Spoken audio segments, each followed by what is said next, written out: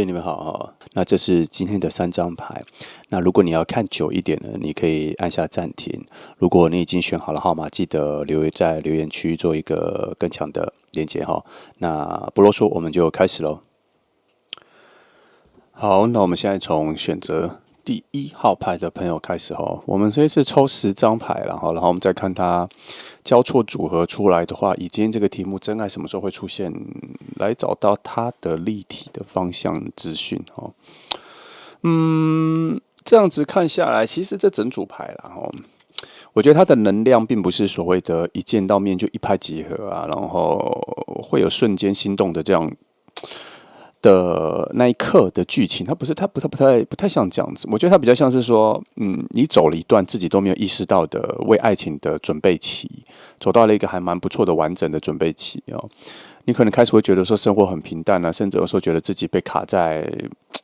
整个时空宇宙的原地，然后像宝剑八那样想动却不敢动的感觉。但其实宇宙已经慢慢把你推到那一个跟爱情交汇的一个交叉路口了啦。因为权杖3、权杖2的组合是一种远方开始有了迹象的一个能量，代表你的人生其实已经往新的方向在移动，只是速度比你想的慢很多啦。你可能最近有一些新的计划产生兴趣啊，那就表示这个方向也出来。那这个内容可能有包括你想要去学新的课程，或是有考虑要换的环境，房间的布置可能要先想要算转换家具，再转换这样子哦。那再远一点，可能会想要出国啊，然后换个朋友圈交看新朋友这样，因为这些行动看起来都跟爱情没有关系啦。可是，在塔罗的能量上面，他会觉得说这个是一种能量流动的一个转换，所以也代表说什么爱情要出现，爱情要出现，因为你好像被另外一个区域的能量所吸引，所以才有这些所谓的空间上的移动啦。那它这个就是能量，就是藏在那种我准备出发、我准备去的这个能量的状态里面。简单来说，你的这里所谓的真爱不会出现在你焦虑等待爱情的时候啦，而是会出现在你专心经营自己，开始往未知的方向前进的那一段。因为权杖3有代表一种视野变宽的一种意义，那一种征兆。你会先看到更大的世界，然后才会再遇到这个人。接着，我觉得从宝剑8到金币骑士这个位置的话，会有一种行动跟自我怀疑的一种对比。因为宝剑8会让你觉得自己不够好，然后还没有准备去爱。可是金币骑士在提醒你说，其实你早就已经在前进了，只是步伐慢到你觉得你自己没有在前进了。也就是说，这段时间你可能觉得没有人出来去遇见新的朋友，然后也没有任何的机会。但实际上，你每天都在选择之中，然后一直在很多的你以为不是走向爱情的转弯，其实宇宙在引领你走向和靠近那一个人。只是金币骑士这个节奏是非常慢的，可是金币骑士的节奏有一个态度，就是每一步都是扎实对的，只是慢而已。因为金币骑士代表一种稳定的进展，不是停滞的。这也在代表说，真爱出现的时间不会突如其来的啦，而是那种你突然回头才发现说，原来就在这个阶段，我开始走向他，他开始走向你。那么权杖2跟圣杯1这里组合的话，我觉得它代表的就是这整副牌的一个转折点啦。权杖2，的概念，譬如比较像是说我手上已经有一个机会，却还在思考要不要出手。圣杯1则是说情感已经有所启动了，这样是说你未来大概3个月左右吧，3个月左右开始，大概到5个月，不用到半年，你就会遇到一个，你会感觉到你好像可以开始谈恋爱的一个人。这个人会带给你一种温柔跟某种你感受得到的具体的一种吸引力。他对你的内心不会是那种疯狂跟强烈的冲击啦。我觉得他比较像是说，你会开始觉得，爱情靠近了，我感受到以前那些爱情的能量了，我好想要再相信爱情一次，这样。他这个概念跟你原本在等着爱情来这不太一样，因为等着爱情来是等着来，可是来的时候你不一定会想要接住或想要靠近，可是这一次这个靠近的时候，你就会想要再相信爱情，因为那个浓度啊，那个真实性很够了，所以这个出现的时间点呢，多半不是你特别期待或是主动去找的时候，这已经讲第2次了然后绝对是你生活稳定下来，情绪开始平稳的那一个阶段，因为这里的塔罗组合显示说，能量靠近在一种比较像是新芽发芽的，所以它容易在春天初期、夏天初期这个时段，也就是你内心有一种新开始的念头。哦，很多东西想要重新布局、重新开始的一个念头。它不一定是真正时间上、意义上的春天、夏天啦，它是那种你自己内心的心灵想要重新呼吸空气的感觉哈。所以我们在看到权杖八、星星牌、恶魔牌这三张的时候，我觉得这个组合很关键，它揭示了某种相遇的加速器啦。因为权杖八带来那种突如其来的交流，星星牌象征说有一些希望的降临。那恶魔牌则是强调强烈的吸引力跟某些小小的考验，也就是说，你会在本来一个很普通的机会里面，突然被某一个人吸引，可能是社群的互动啊、工作场或是一种旅途中，甚至有可能是参加朋友的聚会的时候，跟一个新朋友的一个眼神的交换。恶魔牌这边可能要提醒你哈，你会对这个人有强烈的身心的牵引哦，就是可能，他就是对你来讲，就是有蛮接近致命吸引力的一个感觉啦。他在初次见面就会有这样，但是他那个不是一种很浪漫式的一个甜蜜的感觉，而是一种，你知道这一个人给你的那个什么，震撼感啊，他的能力呀、或是他有一些权威感啊，或是你可能以前遇过的爱情啊，有一种类似的，就是你知道这个人可能是你的罩门，是你的天敌的感觉，他的恶魔牌这边在讲，然后但是你还是很想要靠近，会引起你的冒险心、挑战心，然后好奇心。不畏惧，就觉得这个人我可以靠近这样子哈，它不是一种危险啦，它比较像是一种你的内心某种吸引力被激发起来了，它给你的吸引力，然后让你内心激发起某种想要靠近的欲望这些的，即便它看起来好像不适合自己，它看起来好像磁场跟你对冲，可是还是很想靠近这个感觉哈。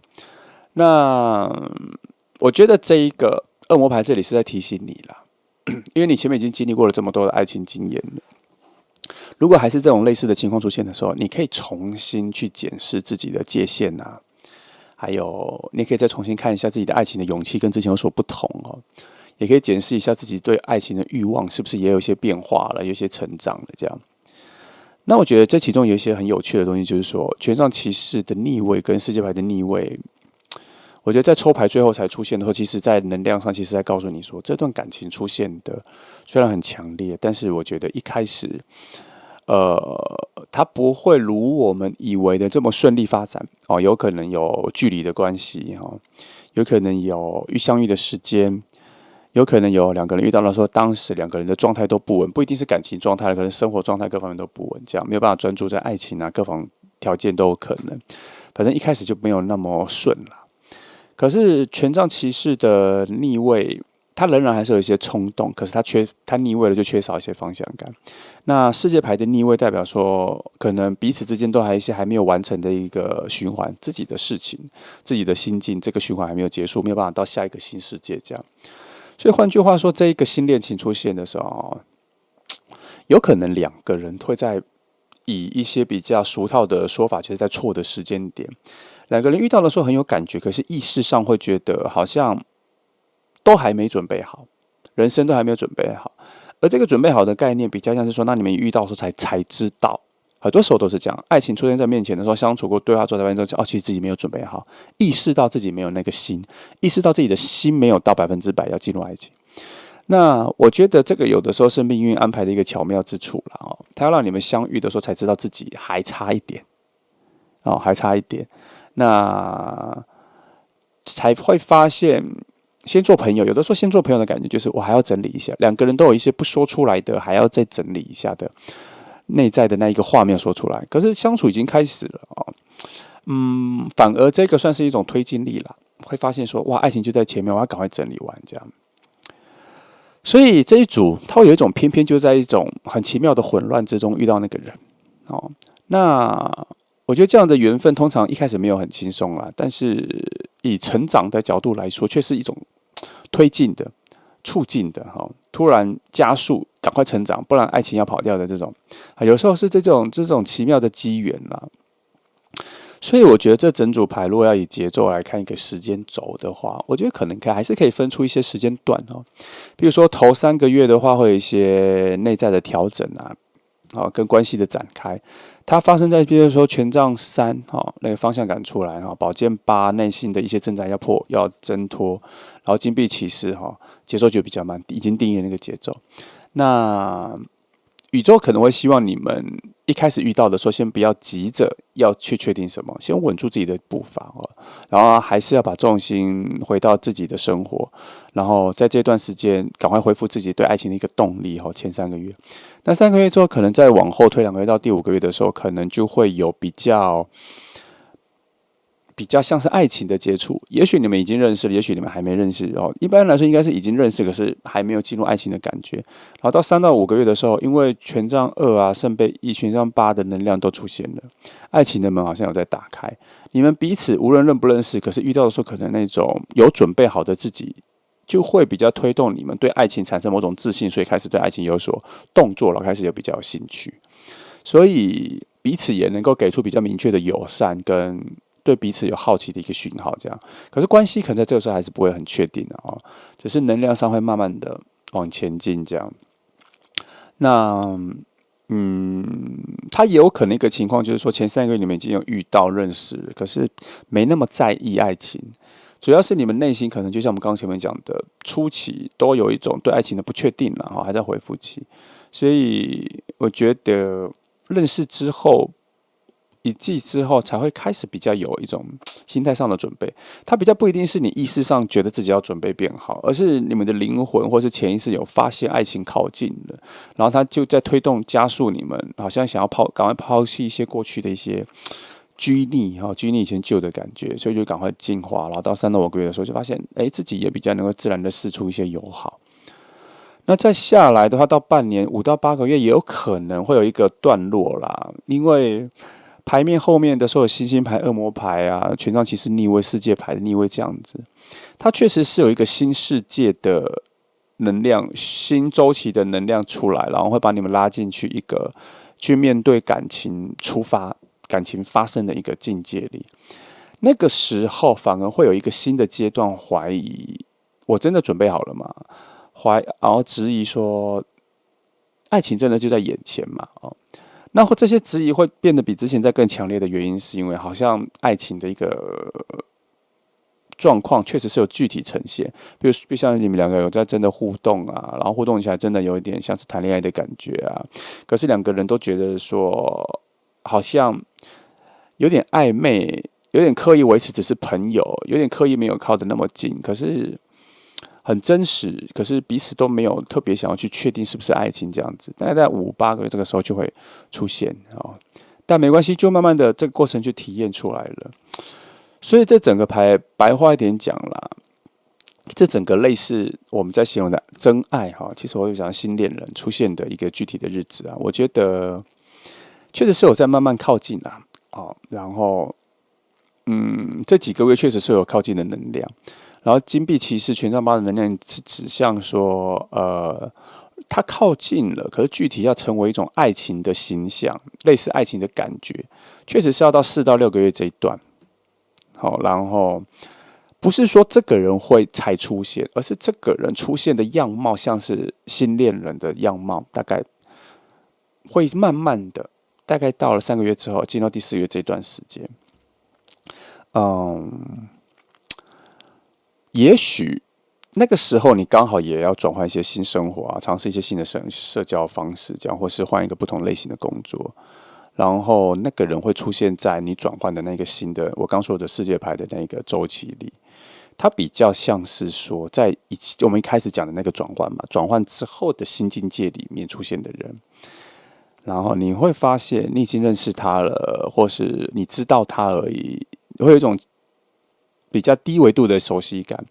可是大部分的感觉是陌生的，因为还没有深入了解这样。然后认识，然后也有可能是完全没认识，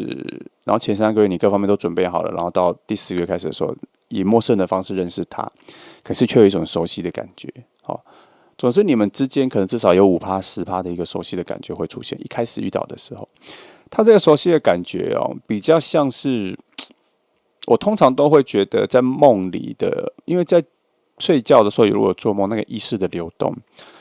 会有出现某些彼此的剪影啊，然后有出现的时候，通常都表示你们还蛮近的，可能在哪里已经有接触过了，不一定是家里附近有接触过，可能在工作的环境有接触过，或是其实你们常常共同去某一个咖啡店，去某个地方常去的地方，其实或是回家的路径常常都在附近，只是没有意识到在。这个是绝对陌生人的角度。但是我觉得比较大的可能是已经有遇到认识，可是完全没有特别印象，或是存在感没有建立起来。我觉得这里恶魔牌跟星星牌出现我觉得它有一个很特别的感觉，就是暗示这段爱情啊，可能初期就是我刚刚说3到4个月这个时候，开始有感觉爱情的形状出现的时候，它会以一种很奇妙的魅力互相吸引而相处，可是脑袋会出现非常多的迷惘，然后因为我刚刚说它有一点点磁场对撞或是罩门的感觉，彼此的罩门的感觉，就是很难以完全的做自己，这个就是会产生某一种爱情出现前的那一个迷惘。譬如说你们彼此的缺陷，可是却在彼此对方身上是优点，所以它就会变成彼此有所崇拜，所以就会觉得自己变得比较微小。那这种互相的磁场对撞或是罩门的感觉，就会在自己心里浮现，所以就会变得很难以去完整展现自己。然后就有点绑手绑脚，最简单就是有点绑手绑脚的。可是真的认识相处起来的时候，其实2个人其实相处是可以很随性的啦。然后如果谈天的话，其实可以讲到很深入的东西。所以权杖3啊，然后再跟世界牌的逆位做呼应的话，我觉得，这段爱情遇到的时候，时间成长的跨度，其实我觉得不会很短，有可能在你们一开始正式认识的第1个月就会开始比较多密集的活动。那这里我要去跟你分别一下我们刚刚前面说前3个月可能会有一种自我的整理期，它会有2条路径。第一条路径就是你可能还没有完全遇到他，可是你心里的潜意识已经知道说，好像感觉到爱情要来了，所有各方面的内在或是跟以前过往的感觉要断舍离的感觉，你在前3个月会自我整理。还有一种路段是你可能已经认识到他了，可是内在还没有很强烈的存在感跟在意，辨识度还没有很高，可是你的内在的灵魂已经跟这个人的交流到了，然后已经有发现这一个可能是未来有恋爱的机会的可能，然后你的灵魂跟潜意识就有所配合，就觉得自己要有所改变，因为爱情的感觉有进来，它是这种2种微妙的差别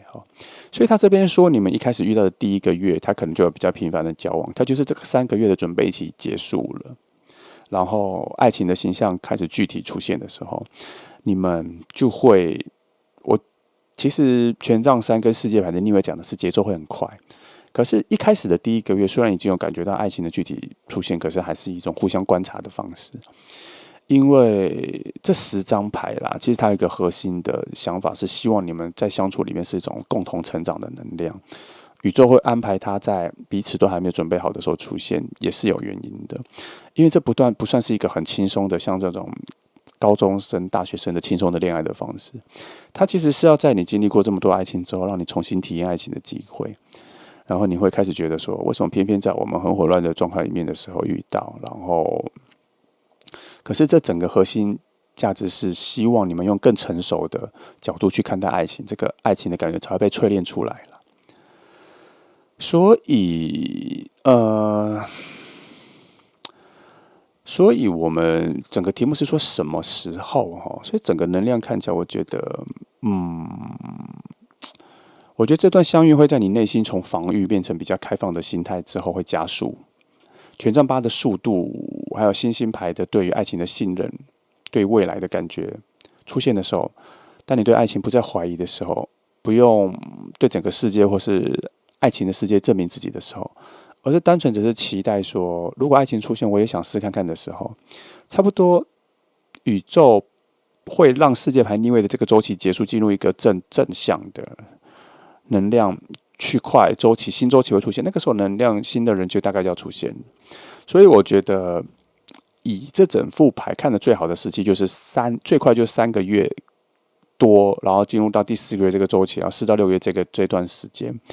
你如果有感觉到这段时间有开始改变的话，那他们的能量差不多就是进来了。那我觉得这个新恋人出现的时刻不是你用等到的，而是你在自我成長慢慢改变之后，活到了那个时间，改变到那个时间。当你内在有一些刚这边的这种调整的时候，新风景就会出现在你面前。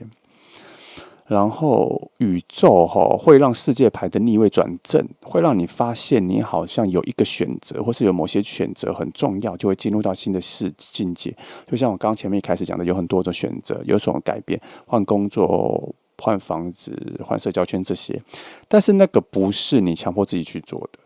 它是你自己内心自然的就觉得我要换一下的感觉。那差不多能量就是进来的时候，你们内在受到影响，然后顺着宇宙的安排就走到了那一个新的周期里面。然后我再看一下这几张牌有没有什么东西可以补充看看从相遇的具体的情境啊，或是当下的能量，或是反应，或是还有没有什么后续发展这些我觉得这里这个新恋人就像我们刚刚讲的，他不是那一种命定的那种电影剧情的啦。我觉得他真的比较像是说，现实生活中会慢慢的出现在你生命里、生活里一个真实的人，他会在你生活有明确的变化的那个阶段的时候会进入。然后就像我们刚刚前面讲的搬家、换工作、换环境这样子所以那个时候你的心态大致上是没有一定要谈恋爱，没有一定要进入爱情，其实没有，主要是权杖2金币骑士的特质，他希望一切要保持稳定，可是他不封闭，有方向感权杖2的方向感，你会开始接受新的跟人互动交流的方式，然后会开始尝试以前没做过的事、没去过的地方，这样就像旅行，然后你会突然觉得任何去过的地方再好玩我都不要再去，我要去创造新的空间。所以这个人应该会在你开始有所行动，在不同空间里面有所行动跳的时候出现，不是网络上的，是真的是身体行动的位置因为权杖跟金币这两个组合起来，它就是有种炼金的感觉，它必须要炼成出某种过程，所以你的移动跟人有新的互动，新的世界有真实的互动的时候，新同事、新合作、新的陌生人，路上遇到陌生人，这些能量怎么进来，都是因为在你开口跟别人互动的时候，新能量一直找到那些契机，新的路线一直在找到那些契机，然后你接触更多人的时候，其实会从别人的相处里面发现你越来越明白自己，越来越懂自己，越来越知道怎么展现自己，而你会发现有很多懂你的人开始出现。所以这个人在出现的时候，他是可能在这整群人里面最特别的，他会有一种很稳定的气息，而且对你有非常强烈的好奇心，可是慢慢的接近的感觉。对应金币骑士的能量的话，他其实对他这个靠近是非常实在的，而且是有耐心的。但是一开始你们两个会觉得两个的距离还蛮远的，这就是刚我们前面讲的，就是有所造门的感觉了其实你们两个很近，只是你们两个其实内在有很多东西太相似、太互补了，所以它有一种互相推挤状况然后他的性格上，大概从这些牌看起来是会比较冷静，偏冷静，偏一种假木讷，其实是冷静。然后他观察事情其实还蛮细致的你后来跟他相处会发现说，他其实已经知道非常多的事情，观察到你很多的特色、习惯各方面，说话的语病也有可能所以权杖8跟圣杯1在这边出现的话，我觉得你们的相处进入到爱情有具体形状的时候，应该就在于我刚刚说大概4到5个月这段时间的时候，会有一种很特别的互动，也有可能会有一种很偶然的遇见，然后那一次的遇见会有比较多的深聊，会比平常聊天聊得更多，然后也有可能是一个意外的相处时间被延长，或是也有可能是一种工作上意外的合作案子，而让你们必须长时间常常需要一起讨论。那这几个算是巧合的相处上面，比较像是说你们两个会彼此看到彼此更深层的不同的那一面，然后也会发现彼此比想象中的更有温度然后相处的气氛也比以前更自然。这都跟浪漫的没有关系，而是就像我们刚刚讲的，世界牌转正了，有一个新的周期进来了，你们两个就自然进入那个门里面，然后星星牌跟恶魔牌的能量就出现了哈，那一份熟悉，那一份欲望，那一份渴望，那一份想靠近的心，你就会在这个突然间被延长的时间段里面，感受到新的温度的里面，突然吸引力加强。可是理智还在，因为你们两个都还是处在那一种还没有要立刻进入爱情的那种怀疑阶段跟审核阶段，所以理智上还在那一个4到5个月这个时候会确定彼此或者自己有没有真的是因为喜欢他而被吸引，还是只是相处起来很舒服而已这样。所以身体啊、直觉啊，会在其他的角度会一直在告诉你说，其实他不一样，他不一样，他不一样。这种强烈的感觉就是星星牌跟恶魔牌的搭配啦。对于一种未知的方向有强烈的渴望，而那都是所谓的无数个明天、无数个下一次的渴望。这个就是磁场被牵引了哦。所以权杖骑士跟世界牌两个的逆位的话，主要还是就代表你们两个开始意识到爱情出现的时候那一个不稳定的状况啦。但它也代表生活上可能也有一些混乱，不是完全只有爱情。你们可能在生活上也在做这个调整，做的方向啊，生活也有感觉到某种压力啊，也还在调整。而这个爱情进来的时候，有一种新的迫切感，让你们有一种手忙脚乱哦。这个就是因为权杖骑士跟世界牌在你们初期还没转正，都还是在逆位的一个能量状况，还是要一些时间。所以刚前面讲说，他可能4到6个月的时候还有一些整理期，6到8个月之后才比较确定。因为都整理完了，所以开始的时候感觉到爱情有一些具体样貌出现的，其实会有一种忽近忽远的感觉啦，很自然，但是不要太在意，因为那个是很多人的宇宙能量在调整，要调整到对的位置，调整到对的时空，跟你们要对齐哦。为什么宇宙常常在调整这些东西？因为如果靠我们自己这种平庸的人类的感受去冲撞哦，有的时候会把很多好事撞开啦哦，他在帮你调整比较好的状况，所以我才说有的时候要比较自然去感受，靠直觉去感受，不要太去硬凹，不要太去一定要照自己的方式去改变，或是做成自己想要的那个路径。有的时候你要顺着那个感觉，因为有时候宇宙确实是把你调整比较好的时空，只是因为它的节奏很慢，它不是以天来算的，通常都是以周来算的这种调整。所以1周7天，1周7天，1周7天，我们会感觉到没有什么进展，其实都是有在进展的，但是要慢慢感觉，因为宇宙的调整的这个路径，它不是一条直线的。哦，它不是城市里的那种直线的路，它是爬山的路，是螺旋的。它是你这样子会一圈一圈一圈一圈往上的路径是这样，为什么？一圈一圈往上表示什么？你会重复看到同一个方向的风景，然后你才会知道它有所改变，因为你上升了嘛。就像你爬山，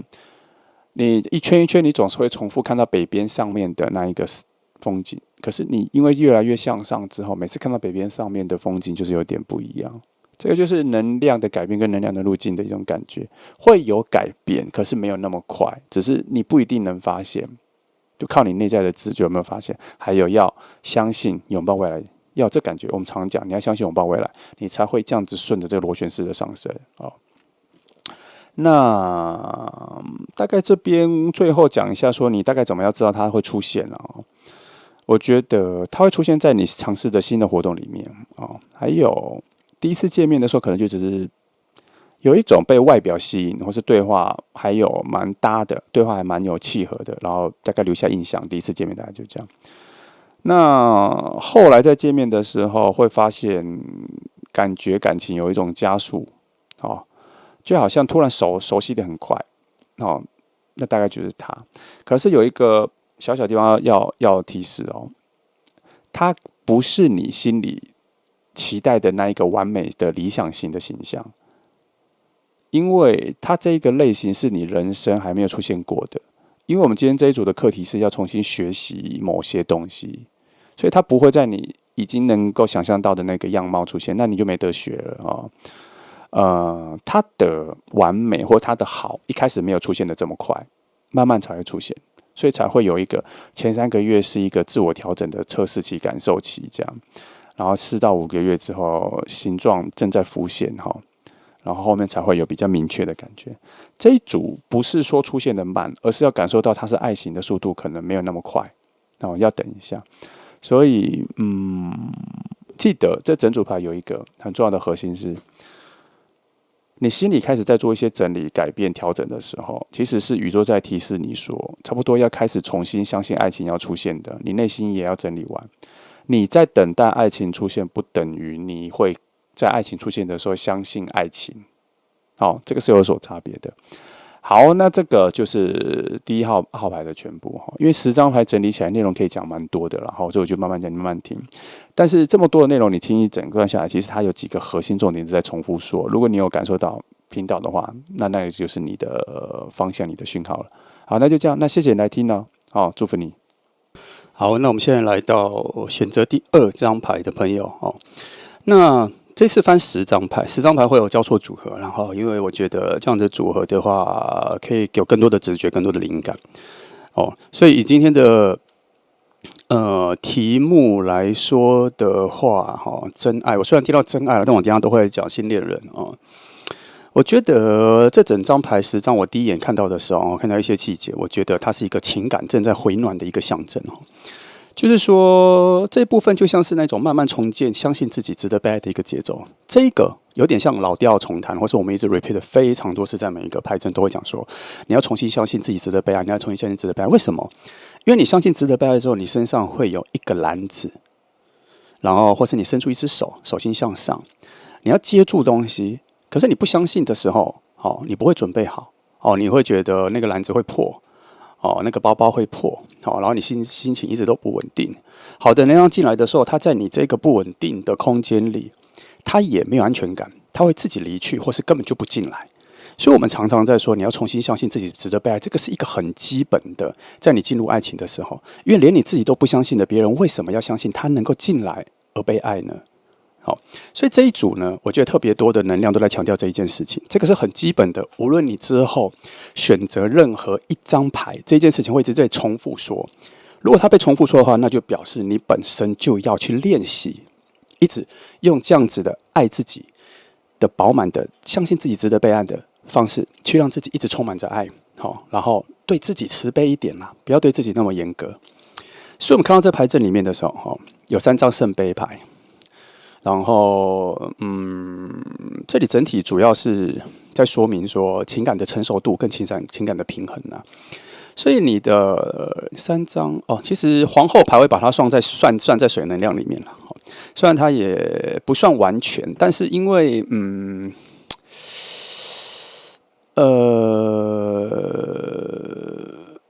我看错了 ，sorry， 我以为我想成是皇后牌，不是圣杯皇后。对，这边3张圣杯牌确实都是水能量的，没错。它这个主体就是环绕着情感成熟，然后情绪平衡的状态了所以我觉得你的真爱，就你的新恋人会在你学习照顾自己的那一段时间出现。其实也就是所谓的独处的时候，你更加保护自己、更加爱自己的那个状态出现了那而不是你的内心是需要渴望有人来救你的时候。那个是不一样的概念因为如果你渴望来救你的时候，其实你内在很多能量都是紧绷的了。可是你已经学会照顾自己的时候，就变成是你会释放更多的空间因为你在你的空间里、你的世界里，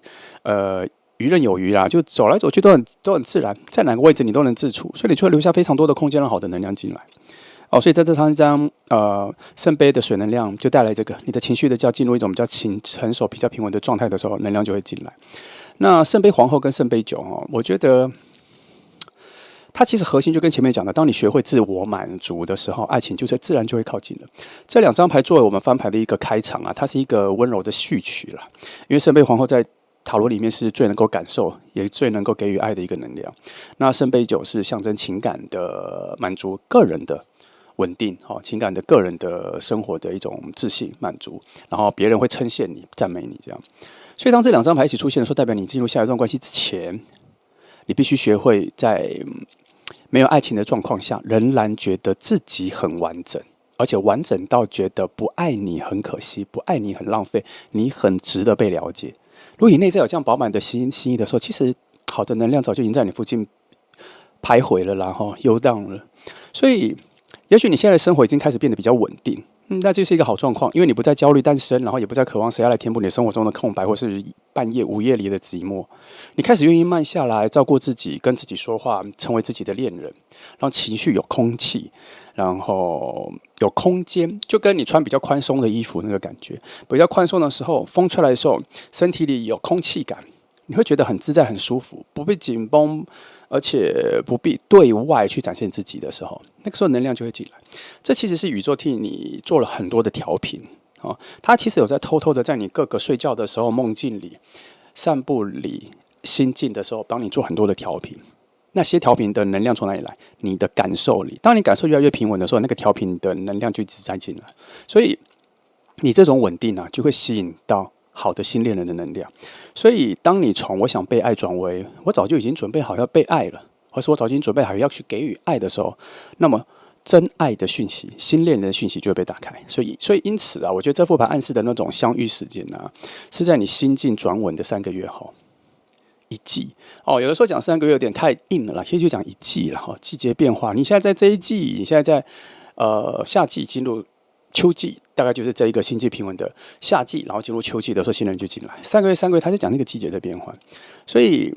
我觉得在转换的时候，你可能会有一些事情让你觉得自己很骄傲了哈，可能是工作上的，可能是学校的，可能是你去上的新的课程的，有一些期数的结束哈，然后你已经得到一些很大的收获这样，然后可能是去运动也有这样。然后你会回到你自己的生活里面，你觉得你要换新的家具，换整套新的衣服的风格，旧的衣服要丢掉哈，然后或是一个整个衣服的色系你想全换这样子，也有可能换手机壳啊，换你的用具的颜色啊，这些的，因为你内在有一种重新被滋养的感觉，就像你内在有一些花园，你想要重新种植新的花朵，换一个颜色这样子哈，那这个时候你的自我满足的感觉的时候，爱情就会自然流露了。所以我们再看接下来那个，譬如说权杖皇后、圣杯7的逆位金币9哈，我觉得它会在你这个这3张牌上，它会在你那个自我满足到一个顶峰的时候，你会有一瞬间的亮光发亮，射到空中，那个光会在午夜之中到空中，你的新恋人。你的真爱会在午夜的时候，灵魂会看到这个，他知道那一个讯号是在叫他，所以他的能量就会被吸引，所以对方后来做的很多的决定，就会不知道百转千回的转折，就要慢慢走到靠近你。因为权杖皇后是一种我知道自己是谁的能量，她很自信，有魅力，带着温度。然后当她跟圣杯7逆位出现的时候，代表你不再幻想那些不切实际的爱情，因为圣杯7本身代表的多重选择中。的不切实际的幻想跟不切实际的选择，就是说，圣杯7代表7个东西让你选，可是真正你需要的在里面吗？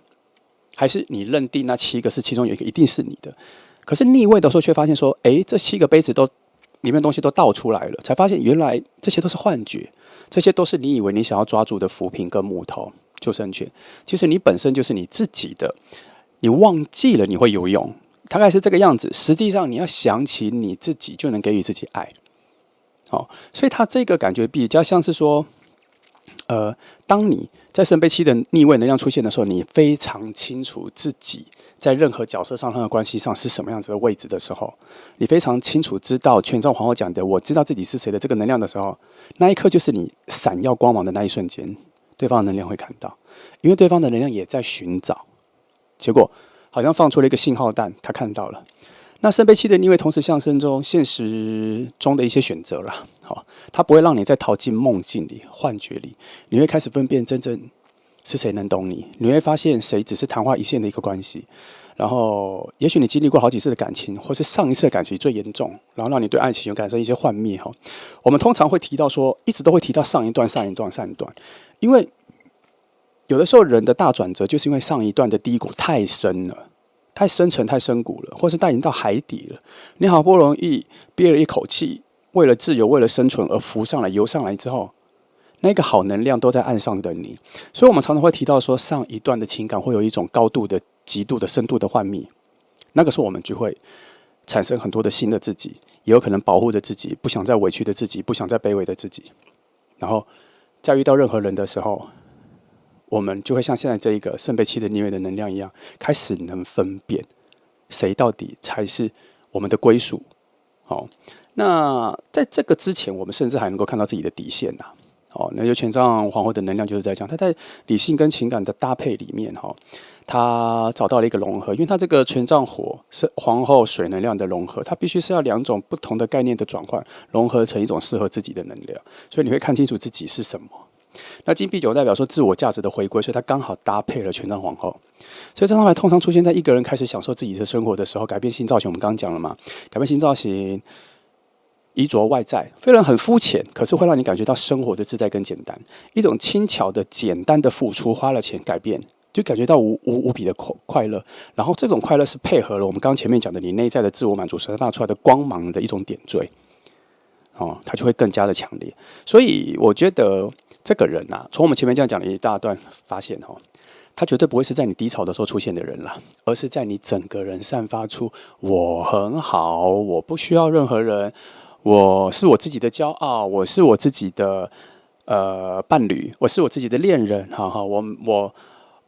没有特定目标，我也没有特别要决定什么任何重大的爱情的事情，我就只是当下跟自己在一起，我没有主动追求谁，我没有要主动吸引谁，我就是我自己。它会让你到这个完全体的时候，那个光芒会强烈到最适合你的人终于会注意到你，不是你出现在他的视野里，而是他终于发现他该往这边看。所以他有可能会在那里看到，可能最低线的就是网络上也会看到，朋友之间，或是工作之间，去参加的课程之间，他也许以前就在你附近徘徊，因为他离你不远，所以他才能看到你发出的光芒。可是他终究看对了方向，所以权杖皇后跟金币九的结合，比较象征说，终于那一个你的亮点，终于被他看到了。就是我刚刚讲的，就像我们常常看一些动画和电影的时候，突然所有人都暗掉了，结果你的心突然亮了起来，然后他被这个亮的东西发光的吸引过去，往那边走去之后，原来是发现是你的心在发亮，才发现是你这一个人的具体形象，他就这样慢慢的走来，这个是灵魂的一种画面啊。那我们再看到宝剑一、塔牌逆位跟审判牌我觉得这边在强调的是那个信号发出的时间，有一点点就像我们刚刚讲的那个光一发出的时候，它就像信号弹，他突然看到了，知道方向。他这个就在三牌就在讲这个，因为这三牌在讲的就这一个整个爱情故事的最大转折是发光了，门开了。路径知道了，知道方向是哪里了。因为宝剑一代表一种新的想法，真实的开始。那么塔牌的逆位，我觉得它是有一点点防御性可是这个防御性是正在被拆掉，它就很像是一个门上面装了很多锁，现在那个锁正在一个一个被拿钥匙打开，一个拿钥匙打开，一个拿钥匙打开，可是上面有200个锁。差不多是这样，在它象征了你内在的某些上一段爱情之前的爱情的一个防御，但是要打开这些锁还是需要一些时间，但是至少它正在被拆解中。好，塔牌逆位在讲这个，那审判牌比较讲的意思是说，终于到了新的篇章了，第1章结束了，续篇结束了，我们现在翻到第2章开始了。审判牌在讲这个，因为审判牌很多的内容在讲说所谓的第2次机会，第2个故事段，第2个分支的主线，只要是这样，它开始。可是审判牌的特色是，第2次机会出现的时候，要不要去，还是要你们的选择。他只是把路径拿开了，可是慢慢告诉你说，好像要去了，有出现很明确，你应该会直接就走进去了。好，所以这边没有选择的问题，除非他搭配到恋人牌，才可能有选择的问题。而这边没有这个东西，所以，换句话说啦，你的新恋人，你的真爱会在一个你以为你自己不再对任何人动心动的时候会跑出来。这一个你很难用你的自己的意识去决定，而是你会在某一个非常平静的瞬间感觉到，就是我怎么好像不渴望爱情了，甚至也有追求者，甚至也有人对你示好，甚至网络上也有人传讯息给你，可是你心里就会找出一个非常平静的答案去回绝别人。有可能会变成是也许你只比他大个2-3岁你就会说我自己对你来讲年纪太大了，不要。其实以前没有问题，或是你可能会觉得说我觉得我现在不太需要，我现在自己过得很好，会有这样子。那可能最低线的就是好像就是用一些借口，就是觉得我现在生活没有那个时间之类的，反正你会找一些云淡风轻的解释答案去回绝很多爱情的靠近。可是这些也都是另外一个方式，在告诉自己，或是跟自己确定说，奇怪了，我最近好像不太能够对很多关于爱情的事情动心，好像我只需要我自己。然后暂时不想谈恋爱了，然后我只想过好自己的生活。这是什么？这是你在这一刻的时候放下很多的焦虑，然后宇宙发现了你身边释放了太多的好的空间，可以和好的能量进来了。因为宇宙在找好的能量进来的时候，它也要顾到那个好的能量的状态啊。你就这样换位思考，对方也需要找到好的能量啊。所以也许对方也是在跟你一样的状态，就是我也不太需要爱情了。看起来好像你是整个主人翁、主角，别人靠近，可是，在对方来说，对方也是他自己的故事主角啊，你也是他的靠近啊，只是故事线的感觉不太一样。也许是他先看到你，他发现了那一个适合自己的光，所以他往你这边走来。他不是你的爱情故事的配角，你们是对称的，你们是对齐的。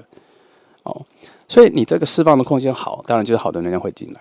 所以塔牌另外的能量在这边讲另外一个角度，就是当那个人在靠近的时候，才发现原来有门，原来有墙。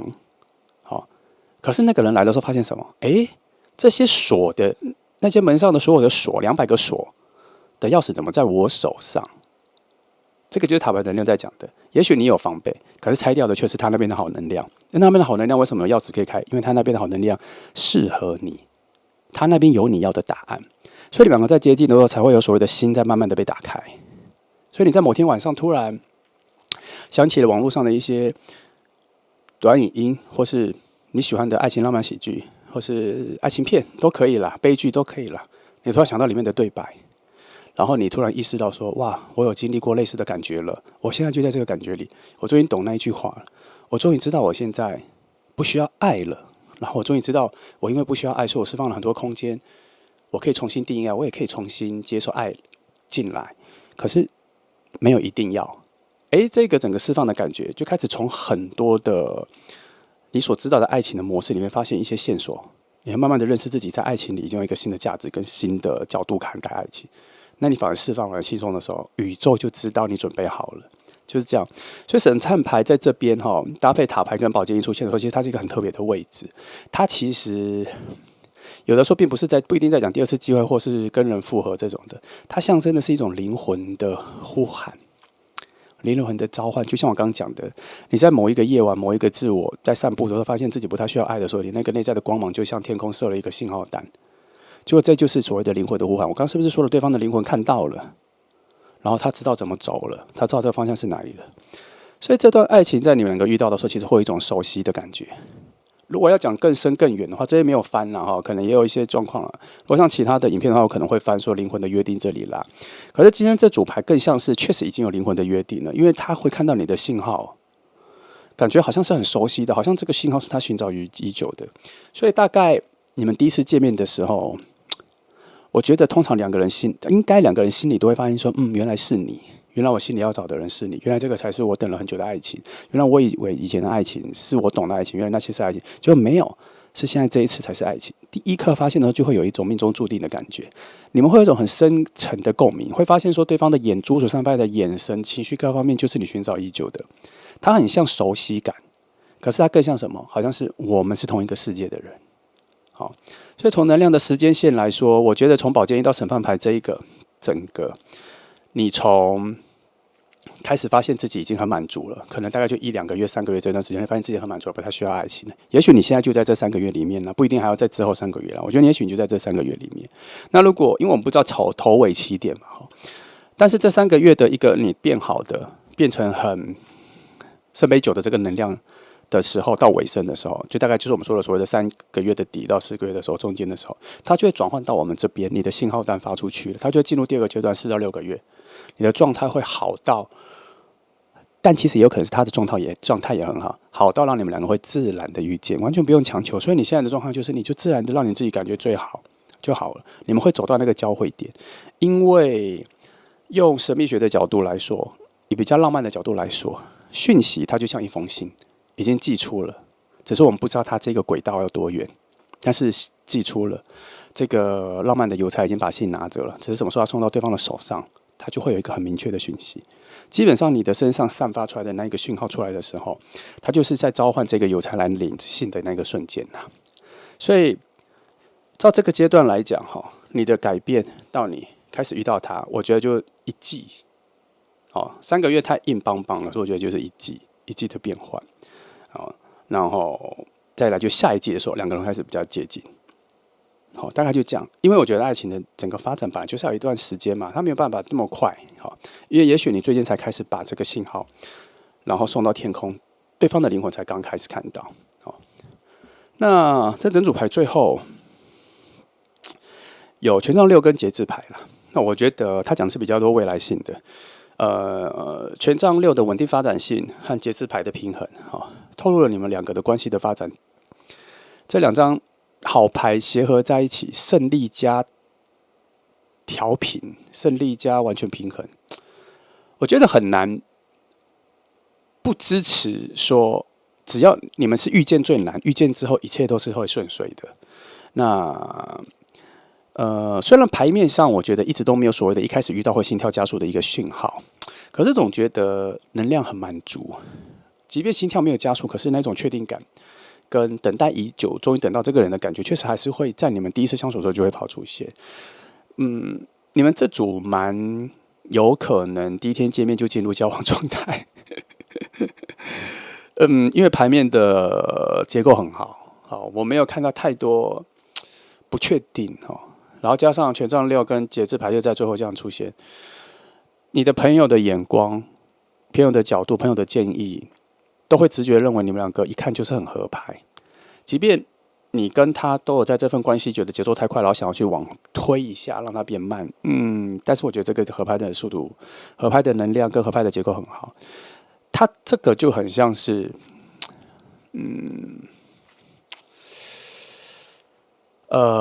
可能你要做什么，反正积木或什么要找零件哈，偏偏就这个人身上有那一个零件，其他人都没有。你最缺的那个零件，就那个人身上有。然后他还不是你认识的人里面，他是一个很陌生的人从你前面出现的时候，他来的时候就跟你说：“听说你少了这个零件，我身上有。”那种很稀罕的感觉就会这样出现。那很多东西都很契合啦，可能连品味啊、生活方式、节奏啊、兴趣啊，它都很契合。因为节制牌这边有更加进一步的解释说，你们两个在遇到的时候会有一种很高度的疗愈作用，好像你们内心有很多不知道自己要被治疗的角度、治疗的心，在遇到的时候，在对话的时候才发现说，原来我有那一块缺陷、缺点、缺口、疤痕还没完全被治疗。可是，在你们两个遇见的时候，发现，那些东西都变得不重要了，那就表示大家在疗愈了。两个人会互相，虽然有一点点，但是还没有到完美契合，因为我觉得我还是没有看到所谓的恶的讯号很多，所以它就没有所谓的节奏非常合。那也只是一开始，因为我觉得有其他的好牌，尤其是节制牌这么大的牌出来哈。它节制牌的所谓的调频节奏对等，它不是立即的，它的节奏它是比较慢，因为它终究还是左右倒水的一个状态，它还是要左右这样，它要抓那个节奏，所以还没有那么快，但终究还是会找到两个中间还是会找到最好的那个频率啦，所以没有什么大问题。那这整副牌如果硬要我把它拆成3个季节啦，头3个月3到6到9这样子，我觉得你现在应该就在所谓的差不多要觉得自己就是非常觉得自己很爱自己，觉得自己最棒了，一切都很满足的那种圣杯皇后跟圣杯9的能量。但是它不一定现在是3月的头啦，有可能已经在3月中了，3个月的中，比如说第2个月的中间，然后要快进入3个月这样。那接下来的话，就3到6个月，我们刚刚讲的就是你们两个一接近之后，终于到了那个稀罕的遇见之后。然后它有一些路径，比较多是依赖着社交遇见，偶遇比较难，它要有人跟人的连接，然后带入到新环境之后才有可能遇见。因为金币9有所谓的被看到，被看到的能量所以金币9的能量大部分都是这样，它有所谓的被看到然后内心突破的。然后被支持，被什么？反正就是要被看到他人的眼睛的。然后宝剑也有一种所谓的起点，很多东西都是新的起点。所以光是金币9跟宝剑一，它就有一种你需要靠去外面认识新的人，去社交，跟朋友一起出去的时候，然后就算不是认识新的人，而到新的环境的时候，把那个能量扩张在每一个位置留下一些你的能量的线索，这样，然后对方才能依循那个能量，慢慢的找到你。所以3到6个月的时候，要尽量多移动。其实现在就可以开始移动了啦，因为不太确定这个时间点，那你现在就可以多移动，多去跟朋友去一些新的地方，是试着去认识新朋友。每次出去认识一个就也可以啦，就已经差不多了。那大概到了第5、第6这个阶段的时候，第5、第6个月阶段的时候，我觉得你们应该早就已经认识了，可是关系上、聊天上、深度的等级上，可能都有被往前推到一个新的循环里面。那这个新的循环就代表说，你们看对方的感觉跟角度已经完全不太一样了，所以也会开始互相认定说，其实你们是很值得去更加深入的角色或是对象啦。好，所以大概节奏是这样，当然也会比较快一点，那就看你自己的能量的散发的能量的厚度跟扎实度多少了。但是记得一点要自然而然的，你不要特别去强化，你不要特别去包装。你不要因为牌面这样讲的时候，然后你就特别一直说服自己说我现在是这么好的，我现在是不用这个，你要自然的心情要感受到，他那个感受到的感觉是，即便你否定，可是内心还是这么确定，这个才是真正的变化。它不是你心里否定，可是你一直说服自己这个反方向。当你开始这样反方向做的时候，你内心灵魂会紧绷，一紧绷，好的能量就看不到你，因为你身边会起雾，进不来。你必须要让你自己身边的雾变得比较清晰，你会完全的相信自己现在就已经很好了，而且你是真心的觉得你现在只跟自己一起就已经非常好了，不需要一定要有爱情的感觉。这就是这题在讲的。那如果讲到一些最后的讯息我觉得如果这里10张牌的一个核心还是可以提下来。如果你一定要一个核心的价值、核心的句子的话，我觉得就是你停止怀疑自己的时候，差不多这个篇章已经翻进来了。好，你要停止怀疑自己，然后你发现你自己不需要任何的华丽包装，不需要去强调自己的各种优点的时候，你不用去因为怀疑自己而去怕别人不知道的时候，那个时候大概就是这个门是打开的时候了。然后我再仔细看一下这10张牌是否有没有一些具体的相遇的情境，跟他怎么靠近你的方式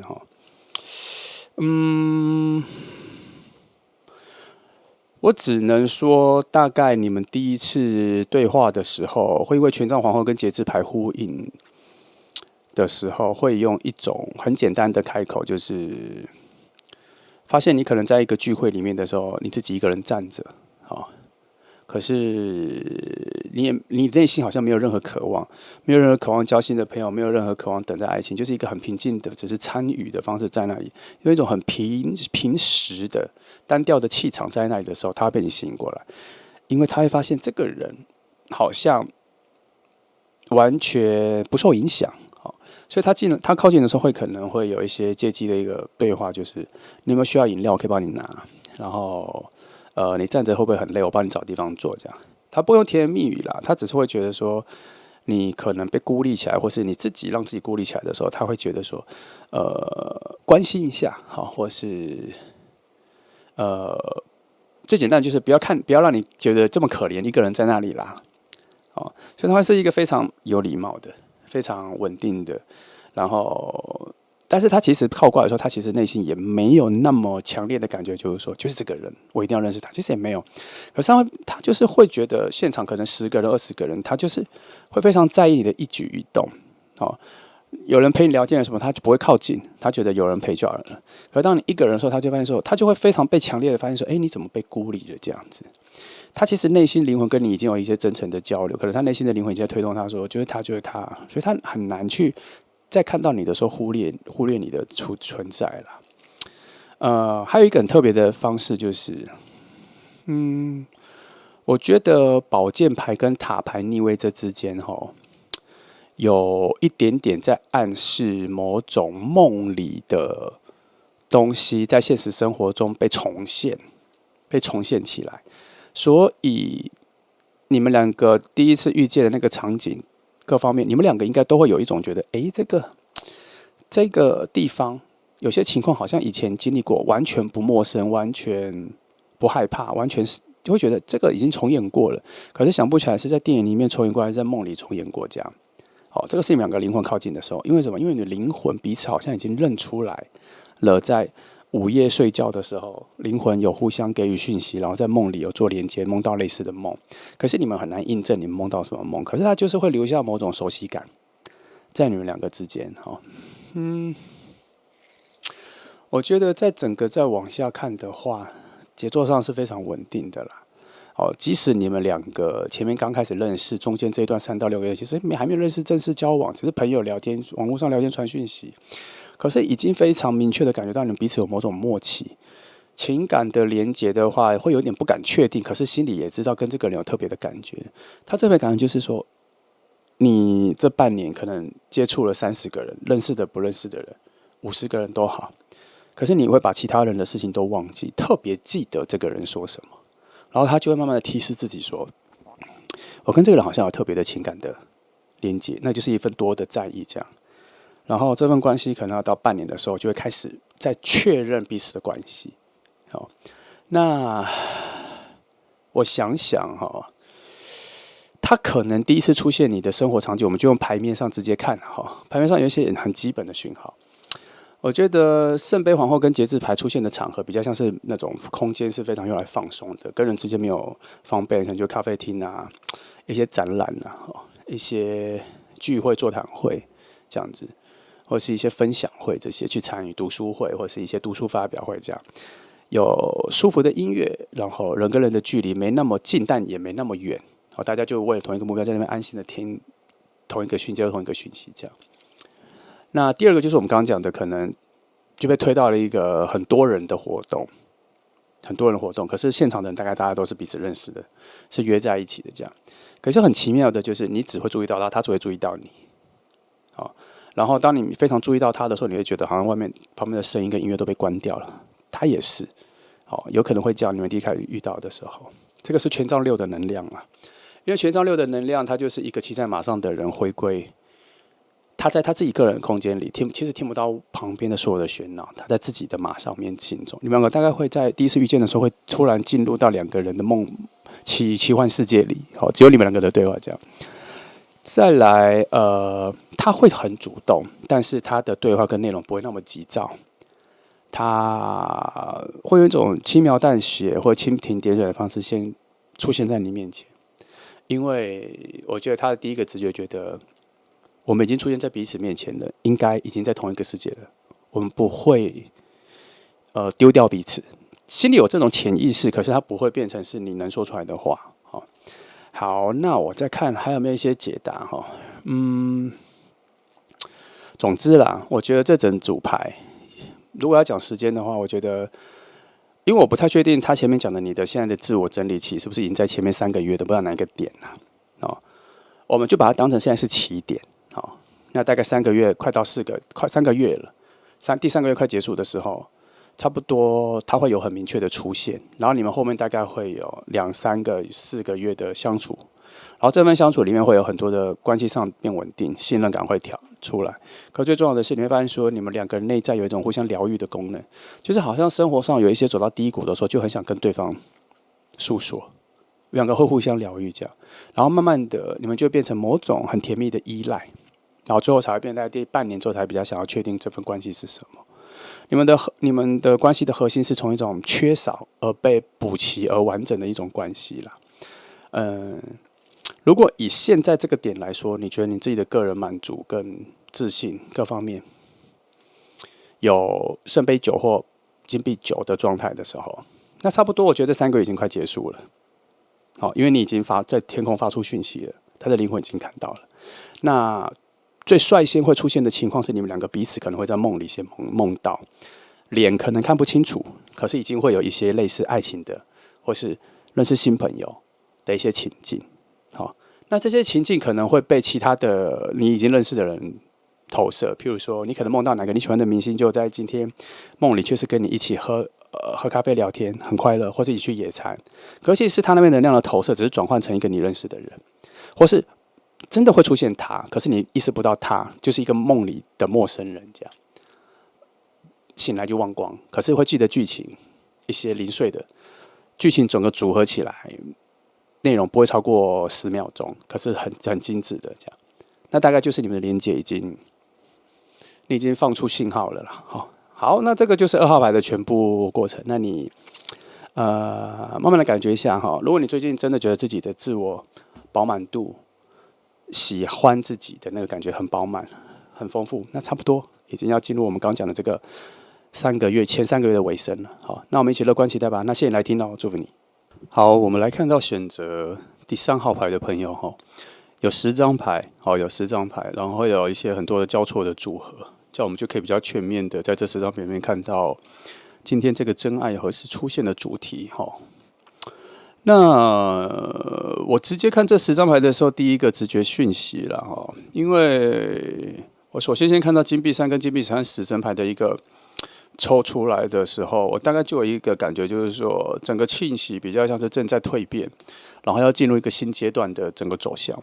所以你可能最近正在努力某种生活上、事业上的某种稳定，努力让它变稳定哈，可能生活习惯也是哈，人际关系的界限也是，开始要画出一个自我的红线这样。然后有很多事情都在学习着要准备进阶，虽然表面看起来很忙碌，然后又很实际哈，可是内心深处总有一种有些旧的感觉、旧的东西要完全结束了的一种直觉，可是还在摸索。因为死神牌它不是一个悲剧，它是一个重生的门已经在你眼前，没有钥匙，容易推开。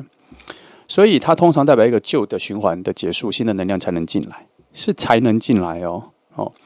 所以我觉得这几张牌其实都在说明一件很简单的事情啊，你的新恋人、你的真爱，应该会在这一个阶段性的结束之后才会出现，因为这一个门打开的并不只是一种死神牌的重生的门、新旅程、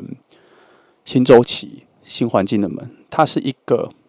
爱情的门也融合在里面。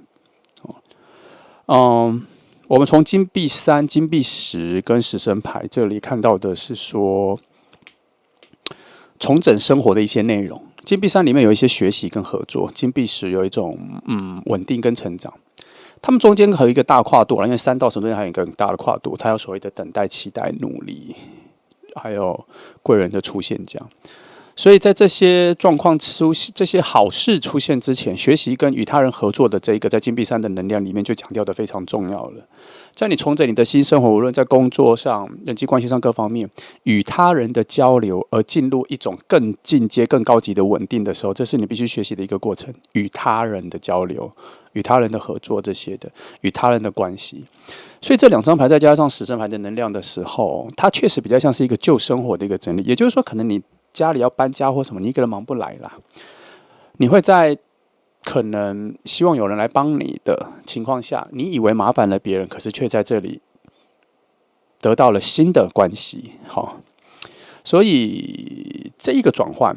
它不是短暂的，它的一个转换是会直接进入到下一个阶段，可是未来的几年都是要维持进入得到新的状况的这个改变，它不是一个只是家具摆放位置改变这样子，它不是这么小的，它一个是大的，它会完全影响你的生活的改变。那我觉得我们刚刚已经说了，这个事情看起来好像跟爱情没有关，可是爱情之门是融合在这个转变里面的哈。那其实这里的塔罗，其实我在告诉你啦，你的新恋人、你的真爱不会在你忙着撑着旧生活的时候出现，这个就是这3张牌在讲的。它不会在你还在旧的生活状态、习性、规则、样貌的时候出现。你今天看到这张牌又出现死神，它有一点点在宇宙在借由我们今天的翻牌跟这个讯息，在告诉你说，你要整理一下你现在的状况，因为要清出空间，无论是心理的、生活的都是。那如果你正在被你生活很多的压力占满，那今天抽出的死神牌就是属于你的，因为这里宇宙的讯息叫我转达的是说，你的世界现在被各种零碎的压力所占满，新的能量、新的爱情找不到空间渗透出来，所以死神牌告诉你说，重新规划一下，因为下一个世界、下一个境界、下一个旅程已经在那里了。它不是随时都有哦。抽到死神牌之前，它不一定有在，不会在你的人生或在任何阶段性，它都会告诉你说，一定都有下一个阶段、跟下一个世界、跟下一个周期哦，不是每次都有，不是永远都有。可是今天抽到死神牌就会告诉你说有，然后这边说破了，告诉你说你要整理完之后要跨境了，所以你是不是要整理？不要再留在那里，无论是为了爱情还是为了新的生活，都不要再留在原本的位置。所以死神牌在讲说，你必须开始整理，无论是你的生活、现实、物质、精神各方面都要开始整理，因为我们要进到新的。那这个能量就是会在这3个月啦。好，如果你有感受到，就赶快去做整理。那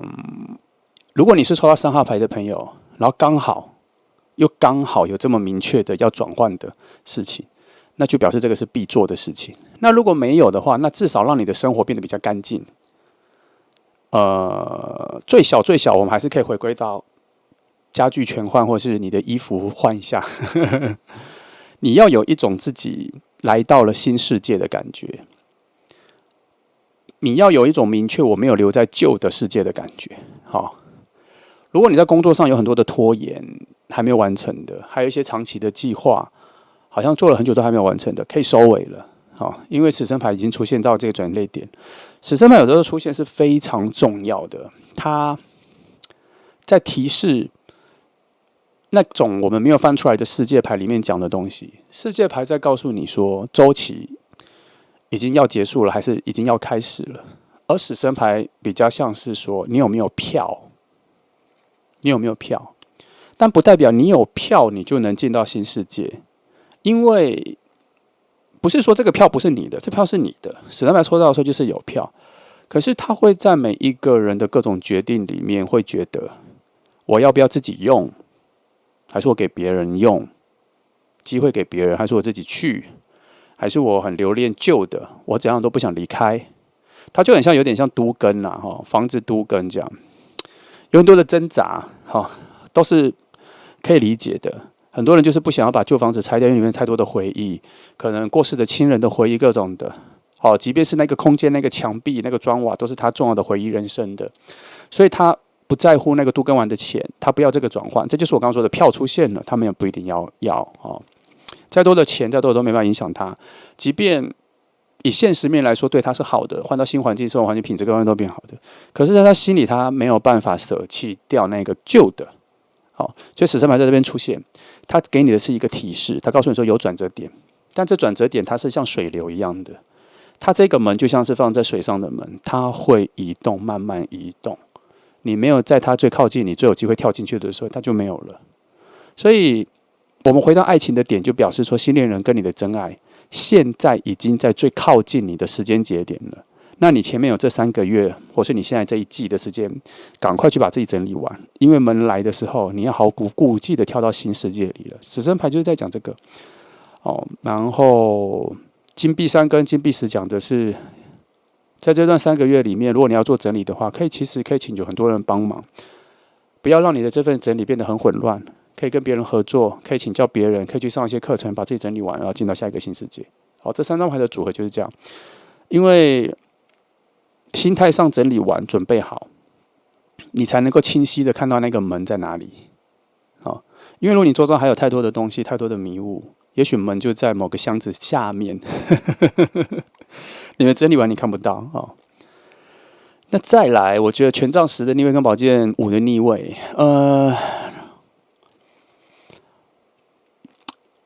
这2张都有一种坚持啦，都有一些坚持。但这些坚持是好是坏，我们不知道，是成为你的负担，还是成为你的保护，不知道。这2张牌都有在讲坚持，要不要松开？这2张牌都有这个。可是它到逆位的时候，它就变得比较简单明确，就叫做放下了，放下这些你所谓的负担，丢掉那些，然后空间才会出现。空间出现之后，他们才能感受到什么样的东西对的能量进来。这完全符合刚前面那3张死神牌叫你清楚准备的那个空间。只是这2张牌在准备，在提示的更多。他讲的是心理层面的，对于过去的事情，你是不是已经不想再争了，要放下了？对于过去的事情，过去的自己，你是不是太过沉重了？其实你可以把它松开，但你把它抓得太紧了。其实这两张牌在暗示说，你的生活里面已经充满非常多的压力了。也许你总是在照顾别人的期待，或是扮演某种角色，然后或是不想让别人失望而硬撑啊这些的生活里的。但是宇宙透过这副牌，还有死神牌做一个开端，它会告诉你说，爱情啊，爱呀、任何爱。有爱、有情、爱情亲情这些包容在爱里面的这些东西，都不是压力的延伸，都跟压力无关。这些爱的都是我们自由呼吸的空间，不然它就只是压力本身，它没有爱。所以这些东西叫你说你要放下、清空这些负担的时候，是因为让你自己放松。放松之后，你就可以发现整个世界有一些空间，可以让你思索的比较清晰。好，这就是为什么我常常压力大的时候都叫你说你要去外面散步，去大自然，因为你的情绪是很小的 size， 可是你到整个大自然的时候，外在的大自然的空间是更大的情绪，你的情绪是变得太小了，变得不重要，变得不重要之后，你就不会执着，就会执取。所以。也不会凡事都要求完美，然后这个空间一放大的时候，好的能量就会进来，你就会感受到被爱、放松、松弛。那这种放松、松弛，通常的感觉，通常不是你现在我决定要放松就放松的，没有了。这个是要从外在的环境去感受，所以要去大自然怎么样放松这样。还有加上这里讲的，你把自己的空间整理完，自己整理完之后，那个松弛的大的情绪就会有好的空间，更大的好情绪、好能量就会有，你自然有空间释放，它就会流进来。所以，如果你觉得太累、情绪太满、压力太满，然后应该会到某种崩溃之后，你才会发现我不想再撑了。那它就会变成另外一个状况是，你走到这个位置，权杖十的逆位跟宝剑五的逆位才出现。其实现在我们已经看到权杖十跟宝剑十的权杖五跟宝剑权杖十跟宝剑五的逆位出现，它其实已经告诉你说你会走到这一段。你走到那个位置，走到我不想再撑的这个概念的时候，那不如你现在就开始吧。所以如果你看到这里，你已经发现你本来就已经有一种我想要让自己生活更轻松一点的时候，那其实这个空间的释放的初衷已经出现了，动机已经出现了，那它就会符合前面的死神牌讲的，差不多要开始去整理了，那就赶快整理吧，因为好的能量在等着进来。但是它不会天天都要等着进来，意思是这样子，时机点有出现，不要错过哈。不过我觉得这整五牌后面抽到的还抽不错啊，抽到太阳牌跟金币四折啊。他在讲你的一个这种整理之后的一种变化性，你会变化成什么？如果你整理完之后，你会发现你其实可以重新微笑，对于那些压力各方面你都会信誓旦然的就没那么重要。那这个能量已经到了太阳牌跟金币四折这种松弛能量的时候，其实好的能量进来之后，会连带的把他这个新的人拉进来。所以这两副牌其实是这整个10张牌的核心啦哈。死神牌之后出太阳牌，其实就是一个非常明确的重生的象征。它不像审判牌给你第二次机会，然后你要上不上，这是靠你自己决定。死神牌出现太阳牌，其实告诉你说，你有这个票了，而这个票上船之后，发现太阳在这个船上，在这个旅程这个门后面的时候，你到底有什么理由不进去，不使用这个票？这么强有力的吸引力，再加上为什么说这牌很好？因为它出现了金币四折，它完全符合跟推崇前面死神牌的决定跟暗示，告诉你说新的开始会从最好的零的起点，真实的、扎实的、很有生活感的开始，不会让你失望。所以这两张牌在告诉你说，你的新恋人会在你重拾新生活、感到快乐的时候出现。这里很多很明确的东西，就只差这一个整理完之后的下一步。所以我们回到比较生活化的，不要讲这么深的感受能量里，我们讲一个最简单的。当你开始整理完自己之后，然后开始有一些想要去学的新课程，然后发现你有一些新嗜好、新旅行的新都市、新位置，或是你突然发现运动很重要，你就开始去健身、去健身房，然后生活有一些持之以恒的规划，譬如说都去早上都去游泳，或者每天都去1个礼拜都游泳2次这些，或是你有一些你超乎你技能天赋以外的事情，就是你可能对艺术各方面的，你就觉得我要去学一次钢琴，好，我要去学3个月钢琴，1年之后我希望能够演奏一首歌，我要去学画，我希望我以后带着笔记本在街上看到建筑，我都可以随笔画、草图、画草稿、写生，这样子。你知道这个能量开始出现，你内在整理完之后，你内在出现这些挑战，或是它已经不是挑战，它是你想要去尝试各种东西的时候，这代表什么？你开始对世界的连结感到有兴趣。相反的，世界跟宇宙的能量就会给你回馈。那这些好事的回馈，除了心智上的满足会给你之外，你还开拓了你的踪迹，你能量移动的踪迹，你的视野看世界的视野的踪迹也变了，会回馈给你什么？以神秘学来说，你的能量变好了啦。好，你出现在整个世界的视野里了，表示新人容易看到你了。再来，你给陌生人第一眼感觉就是眼神清澈，好，然后你有怀抱着很大的胸襟去包容这个世界。这个跟你之前在死神牌出现之前的那一个整理期会完全不同啦。然后它会影响说你内在的乐观。不是你命令自己要乐观，而它自然而然油然而生就会乐观。好，然后你对很多开心的小事情很容易发自内心的笑。好，最简单的就是可能一些笑点变低了哈。那金币侍者象征某种实际的人跟人的互动了哈，因此，你们的相遇一定是真的 in person，人跟人真正的遇到，不是网络上的。一定是人跟人，因为他身心灵要着实的出现在面前的这样，所以这边开始讲到你跟他的遇见，你跟他会在一个这个能量场各方面都很明亮、有笑声、舒服，大家都很自在的环境遇到他。白天户外有阳光、太阳，朋友的聚会、有趣的课程、大家推崇的展览，或是朋友推荐的一个合作之类的。那这些都不是偶然的，而是你愿意了，你整理完了，你愿意了去做出接近世界的内在的一种感受出现的时候，好，这就是我跟你说，世界会回应你，宇宙会回应你，因为你面向光芒了嘛，好，光芒也会调整适合你的温度，就是这个概念。所以我们再往下看，大家就到了宝剑国王逆位的力量了哈，我觉得这个是一个在形容这个人的讯号，终于差不多在形容这个人了。这个人这两张牌讲的是说，他这个人外在可能很冷，可是内在非常暖。因为宝剑国王他表示说，理性，这个人很理性，但是情感上面有受过伤。那力量牌代表说，他其实是个柔软的人，然后他可以克服各种困难，只是他不是硬碰硬的人。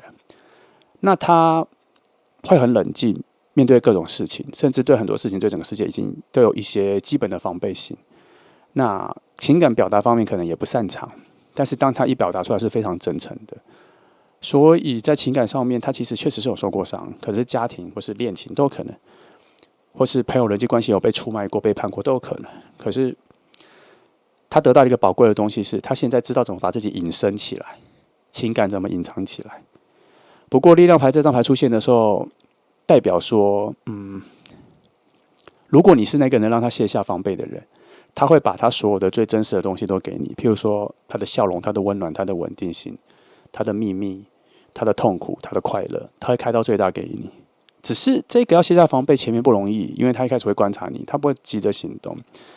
那他遇到你之后，会经过好几次的相处之后，他会发现你是可以肯定的、安全的，他就主动靠近你，因为力量牌在这里。力量牌的节奏比较慢，它像是地下水一样，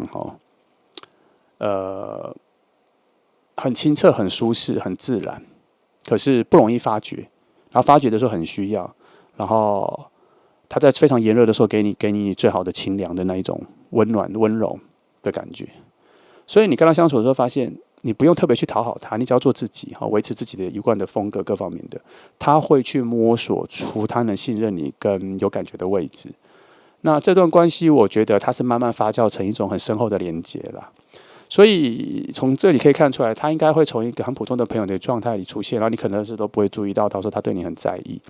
然后就算他对你很在意，他也不会显露于外在，他会慢慢的发现这样。主要是他会在越来越多次的确定之后，会主动靠近你。所以你在这个死神牌这边整理好自己，散发出自己愿意去接近整个世界的变化可能性的时候，他的能量会跟上。这组讲就是他的能量会跟上，因为这边还出现了皇后牌、力量牌、皇后牌都出现了，表示他的内在能量是有在自我滋养的。他会慢慢的去确定跟你的关系还不错，他发现说有可能性，然后他也在那边跟你对谈的时候或互动的时候，发现有一些温暖的东西，他内在有开始被丰盛，然后他发现他也可以对你给你一些回应，然后也感受到你得到他的回应的时候也变丰盛了，这样他就会慢慢的去确定说这份关系从最普通的关系马上建到一个很健康的关系，然后变成是可能可以出现到爱情的更亲密的关系，但也都是很健康的。而且他在这么多的确定里面，他确定好几个东西，就是你们两个能在一起，或是能认识，或是表达自己，都没有任何委曲求全，或是都没有为难自己，也没有任何相处上的焦虑，而是两个人在相处的时候都有一种，其实我们两个好像可以互相照顾，好像有自己独立的个体，然后互相彼此尊重。所以当死神跟皇后牌排列在这里一起的时候，我觉得这有个命运的特色，就是说，你或他应该两个都同时都有可能会经历一个破碎的结束之后，然后进到这个门之后，然后经历了力量牌，力量牌会让你们先经历自己的修复之后，然后找到了怎么去修复别人的能力，然后再到皇后牌的时候，当你们两个相处的发现，其实你们的不一样的点，或是你们两个的缺憾，你心里的黑暗面，在你们自我修复的时候，刚好学到了怎么修复对方的能力。它就是这样子，这三张牌的一个轮转，只是节奏会比较慢。虽然这里面有任何牌在说节奏会比较慢，可是这三张牌是因为大牌它的时间的行动性它是很深层的，所以它不会特别快。所以这也是为什么塔罗牌常常说，真正的你的新恋人、你的真爱、你的正缘，不会在你还没有准备好的时候出现。因为死神牌要准备什么？面对自己的破碎而整理完。整理完之后，再到力量牌，你跨过死神牌的门进入之后，你发现说，我虽然整理完了，可是内在还有很多的伤口在那边拼贴。比如说，你用胶水撇起来要缝合的位置，它是不是需要时间？或是就像疤痕，它是不是需要时间把它修复好？所以第一个就是你自我意识的整理，第二是时间自然的修复，第三你就是一个完成体，可以去领取那个你们彼此丰厚的收获，就是彼此。好，然后收获到彼此的时候，才发现说有些内在的东西还没有修复好哦。那刚在修复的位置的时候，我们彼此都学到彼此需要的那个修复能力。那这些一套过来之后，就变成是准备好了，爱情就会出现了。这一题3号牌它没有临时出现，它需要宇宙需要确定你们准备好，然后灵魂可能在不知不觉之中有蜕变。它不是一个浪漫的过程，它有可能是一种日久生情，慢慢接近，慢慢发现答案就在那里，慢慢发现彼此是最重要的。这样，它这一组的节奏很慢，因为它好几张牌都是节奏慢的，温温的、细细的。好，皇后牌、力量牌都是好，直到你们死神牌这里的决定往下走之后，它就要进入一个比较慢速的状况。只是死神牌之前那个自我结束，它会有比较要求快一点，因为你已经知道了，就赶快整理，因为那个速度是你能控制的。但是要力量牌跟皇后牌的时候，它就是要慢慢的细心品味了。如果以时间上来看的话，硬邦邦的觉得时间上来看的话，就大概我刚讲这3个阶段，就大概都是3个月一个啦。好，我再重提一下，再重复一下，就是1到3个月的话，你就是自我整理。但是他没有说今天开始才是三个月的开端，没有，你可能已经在其中了。如果你现在已经在整理了，已经意识到自己在整理了，那就开始去整理。然后这段结束之后，再进入3个月的状况，就是你会开始欢迎整个世界，你会开始整个融入整个世界，你会参与整个世界，你的笑容已经发自内心出来了。那这一个人他就会在这3个月里面会出现，但是他会在你们的关系的初期阶段，然后开始比较好的时候，也许会比我们预期的节奏再快的时候，大概只花1个月就进入到第3阶段了，那又要再花3个月这个时间。你们会进入哪一种状况？互相支持，互相成长，然后感情有越来越深，谈的东西有越来越深，这样非常平稳、非常稳定的进入到这些节奏。不过我们还是从能量上，从这10张牌看一下这个人的特色了。简单来说，他是一个非常认真的人，也非常专情的，但他不太浪漫，但他很可靠。相处起来很温柔，但是有一点小小的笨拙，很粗糙。因为没有浪漫，所以他不太在乎这些细节。所以我们要注意，我们看他的本心，看他的心出发点，不要太挑剔那些小细节譬如什么写卡片，可能不太知道怎么写句子比较浪漫或是不知道写什么地方，有点小小笨拙这样。然后可能给卡片的时候，没想到说要再多送1朵花，或是准备一个花，或是一个小礼物之类的，或是这些小细节比较不会注重。可是他的本意上，你会发现他其实已经做出最大的努力去准备这件事情了。因为每个人内在不同了有的时候我一直都强调，我们要看到他的出发点。出发点是好的，后面都只是技法技巧啦，那个都还好。原始的出发点最重要，要有，因为至少它不是打发你的。好，那如果回到第一次见面的时候，我觉得他可能表情会比较严肃，因为他其实情绪表达，根本他没有练习啦。但是他说话的内容会蛮真诚的，会有很多重点。然后他释放出自己的感情的节奏比较慢，需要时间去确认自己需要表达出来的时候，需要你去确认，好给他比较好的回应。这样，基本上你的回应就是他所有的确定的线索，所以要好好回应对方。因为他这个人，我不知道他知不知道他自己会这样，可是从牌面上看得出来，他如果一旦投入感情跟确定之后，他会非常毫无保留的投入，所以他自己心里的潜意识或是灵魂在保护他自己，不要这么快，因为他就像我们最近常说的，他晕得很快，所以他已经知道这件事，所以他会比较慢。所以我看一下哈，我觉得这整副牌给的一个核心讯息是说。因为我们虽然在讲说真爱出现的时间点，可是无论你看什么牌，或者在我的频道看什么牌，除非我翻天使牌，它会给你确信的讯息。可是我觉得那个都无关紧要。我觉得最重要的是，我们要去看一下自己准备好了没。那这一组牌刚好最核心就是真爱新恋人出现的时间点，就在你内在准备好的那一刻，开始路径要打开了，篇章就打开了。所以你现在觉得你已经准备好了，那它就差不多打开了。可是记得核心在于，你不是去用意识控制你自己，或者强调，或是命令你的身心灵，说我准备好了。他这个准备好的感觉是，你就算否定自己准备好了，可是你的直觉跟内在其实非常确定你准备好了，而你忽视它，这个才是真正的准备好。他会在你有一天的散步或是安静的读书的时候，脑袋突然灵光一现，就是说：“哎呀，我突然觉得好轻盈哦，没错，我其实现在准备好了。即便你自己不想要准备好，你不想见到爱情，可是你心里就会有一种强迫性、自入性的、介入性的感觉，就是其实你已经准备好了，这个才是真正的准备好哦。”那核心重点，死神牌跟太阳牌的组合，我觉得一个结束很重要哦，因为新的太阳要进来。新的太阳会照亮你身边更多好能量可以进来的空间。你就想了你身边有很多的盒子要装新能量，然后新能量可能这个新装新能量的盒子接到100个，新恋情就来了。那这些盒子本来就在你附近，可是你的生活在死神牌叫你整理之前，跨到下一个阶段之前是很杂乱的，所以它可能会有300个盒子，可是真正能装新能量的盒子就有100个，你没有整理，你不知道是哪些。那太阳牌，它是用来照亮这些100个用来装新能量的盒子。你整理完的时候，它会立刻照亮，它立刻会配送好的能量进来，大概是这样哈。那如果你没整理完，太阳牌进来了，它会连带另外2个不是的盒子也都照亮，就300个乱七八糟的盒子这样。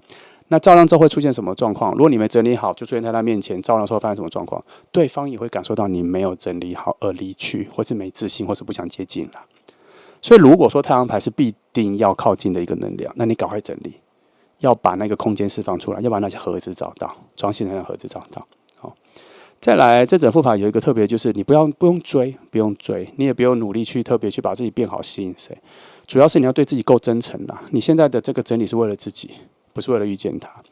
你自己整理好了，你就会发现，你愿意分享自己出去，那就是不用去追，不用去找。你愿意分享出去的时候，对的人就会知道